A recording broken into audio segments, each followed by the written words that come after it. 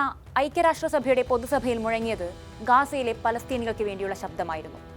ഒരു ജനതയുടെ തീരാ ദുരിതങ്ങളിലുള്ള നൊമ്പരമായിരുന്നു. വിശന്നു മരിക്കുന്ന ഏത് നിമിഷവും റോക്കറ്റുകളും വെടിക്കോപ്പുകളും പ്രതീക്ഷിച്ചു കഴിയുന്ന ജനതയെപ്പറ്റി ലോക നേതാക്കൾ അവിടെ ഹൃദയവേദനയോടെ സംവദിച്ചു.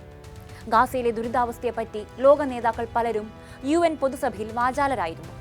എന്നാൽ ലോകത്തിന്റെ ഹൃദയം കവർന്നത് തുർക്കി പ്രസിഡന്റ് തയ്യിബ് എർദോഗാനാണ്. എർദോഗൻ വാക്കുകൾ കൊണ്ട് അക്ഷരാർത്ഥത്തിൽ ഇസ്രയേലിന്റെ തൊലിയൊരിച്ചു. പലസ്തീനികളെ തന്റെ ജനതയെന്ന് എർദോഗാൻ വിശേഷിപ്പിച്ചപ്പോൾ കേവല വൈകാരികതയല്ല, കടുത്ത ദൃഢനിശ്ചയമായിരുന്നു എർദോഗാന്റെ വാക്കുകളിൽ ഉണ്ടായിരുന്നത്. പലസ്തീൻ അതോറിറ്റി പ്രസിഡന്റ് മഹ്മൂദ് അബ്ബാസിനും സംഘത്തിനും അമേരിക്ക വിസ നിഷേധിച്ചതിനെ വിമർശിച്ചാണ് എർദോഗാൻ പ്രസംഗം തുടങ്ങിയത്.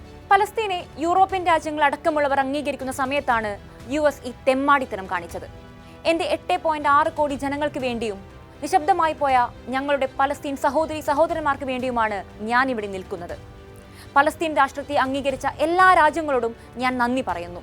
അംഗീകരിക്കാത്ത രാജ്യങ്ങൾ എത്രയും പെട്ടെന്ന് പലസ്തീനെ അംഗീകരിക്കണമെന്ന് ഞാൻ ആവശ്യപ്പെടുന്നു.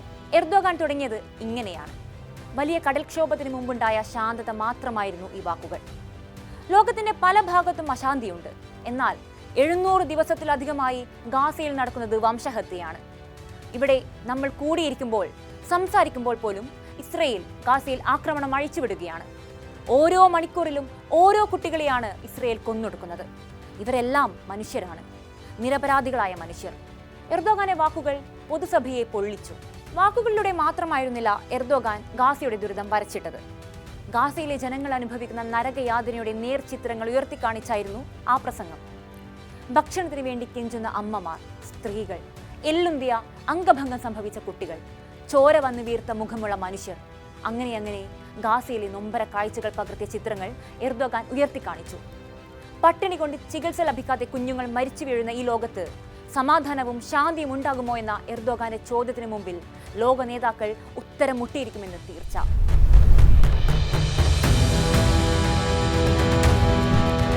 പലസ്തീനികൾക്കായി UN പൊതുസഭയിൽ ഉയർന്ന ഏറ്റവും ഹൃദയഭേദകമായ ഏറ്റവും ഗൗരവമുള്ള പ്രസംഗമായിരുന്നു എർദോഗാൻ നടത്തിയത്. പലപ്പോഴും നിലക്കാത്ത കയ്യടികൾ എർദോഗാന്റെ പ്രസംഗത്തിനിടയിൽ മുഴങ്ങി.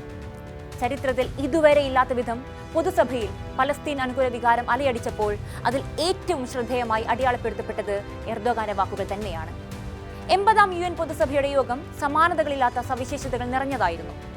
പലസ്തീൻ വിഷയം ഇത്തവണ ഗൗരവമായി ഉയരുമെന്ന് ഉറപ്പായിരുന്നു. പക്ഷേ ഇത്രമേൽ തീവ്രതയോടെ, ഇത്രമേൽ വൈകാരികമായി ലോക നേതാക്കൾ പലസ്തീനായി സംസാരിക്കുമെന്ന് ലോകം കരുതിയിട്ടുണ്ടാകില്ല. പലസ്തീൻ എന്ന വാക്കും അവിടെ ദുരിതം അനുഭവിക്കുന്ന ജനതയും മാത്രമാണ് ഓരോ ലോക നേതാക്കളുടെയും പ്രസംഗങ്ങളിൽ ഉണ്ടായിരുന്നത്. ഇസ്രയേലിനെ ഒപ്പം നിൽക്കുന്ന രാജ്യങ്ങളുടെ പ്രതിനിധികൾ പോലും ഇരുത്തി ചിന്തിപ്പിക്കുന്നതായിരുന്നു പൊതുസഭയിലെ പൊതുവികാരം. ഇനിയും ഗാസയിലെ ജനങ്ങളെ ഈ നിലയിൽ വേട്ടയാടണമെന്ന് ഒരുപക്ഷെ ആഗ്രഹിക്കുക ഇസ്രയേലും അമേരിക്കയും മാത്രമാകും. സമാധാനം വേണമെന്ന് പറഞ്ഞ ട്രംപ് തന്റെ ഇരട്ടത്താപ്പും വ്യക്തമാക്കിയിരുന്നു. പാശ്ചാത്യ രാജ്യങ്ങൾ പലസ്തീനെ അംഗീകരിച്ചത് ഹമാസിനുള്ള പ്രതിഫലമാണെന്ന ട്രംപിന്റെ അഭിപ്രായം തികച്ചും പരിഹാസ്യമായാണ് ലോകം കണ്ടത്. UN പൊതുസഭ ചേരുന്നതിന് മുമ്പായി തന്നെ നേരത്തെ ഇസ്രയേൽ ആഭിമുഖ്യം പ്രകടിപ്പിച്ചിരുന്ന പാശ്ചാത്യ രാജ്യങ്ങൾ പലസ്തീനെ അംഗീകരിക്കുമെന്ന സൂചന നൽകിയിരുന്നു. ഇതിൽ സ്പെയിൻ സ്വീകരിച്ചത് ഉപാധികളില്ലാത്ത പലസ്തീൻ ഐക്യദാർഢ്യമായിരുന്നു. UN പൊതുസഭ ചേരുന്നതിന് 1 വർഷം മുമ്പായി തന്നെ സ്പെയിൻ പലസ്തീന് അംഗീകാരം നൽകി.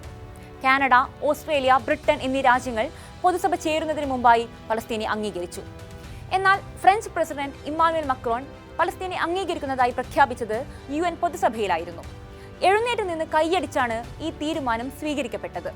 ഇപ്പോഴും ഇസ്രയേൽ അനുകൂല നിലപാട് സ്വീകരിക്കുന്ന ഇറ്റലി അടക്കമുള്ള രാജ്യങ്ങൾക്ക് അധികം പിടിച്ചു നിൽക്കാനാവില്ലെന്ന സൂചനയാണ് യൂറോപ്പിൽ നിന്നും വരുന്നത്. ഇസ്രയേലിനെ അനുകൂലിക്കുന്ന വലതുപക്ഷ പ്രധാനമന്ത്രി ജോർജിയ മെലോണിയുടെ നിലപാടുകൾ ഇറ്റലിയിൽ ശക്തമായി ചോദ്യം ചെയ്യപ്പെട്ടു തുടങ്ങിയിട്ടുണ്ട്. പലസ്തീനികളെ കൂട്ടക്കുരുതി ചെയ്യുന്നതിൽ പ്രതിഷേധിച്ച് ഇറ്റലിയിൽ തൊഴിലാളി സംഘടനകൾ രാജ്യവ്യാപക സമരം നടത്തിയിരുന്നു. 10,000-കണക്കിന് തൊഴിലാളികളാണ് അതിൽ അണിനിരന്നത്. ഇറ്റലിയിലെ പ്രധാനപ്പെട്ട തുറമുഖങ്ങളും റെയിൽവേയുമെല്ലാം തൊഴിലാളികളുടെ പ്രതിഷേധ ചൂടറിഞ്ഞു. ഗാസയിൽ പലസ്തീനികൾക്കെതിരായ യുദ്ധത്തിൽ ഇസ്രയേലിന് ആയുധങ്ങളും മറ്റ് സാധനങ്ങളും കൈമാറുന്നതിനുള്ള ഇടമായി ഇറ്റലി ഉപയോഗിക്കുന്നതിനെതിരെയും തൊഴിലാളികൾ ശക്തമായ പ്രതിഷേധം ഉയർത്തുകയാണ്. ഈ നിലയിൽ യൂറോപ്പും ഏഷ്യയും ആഫ്രിക്കയും അടക്കം ലോകം മുഴുവൻ പലസ്തീനായി അണിനിരക്കുന്ന പശ്ചാത്തലത്തിലായിരുന്നു UN പൊതുസഭയും ലോകത്തിന്റെ പൊതുവികാരം പ്രതിഫലിപ്പിച്ചത്.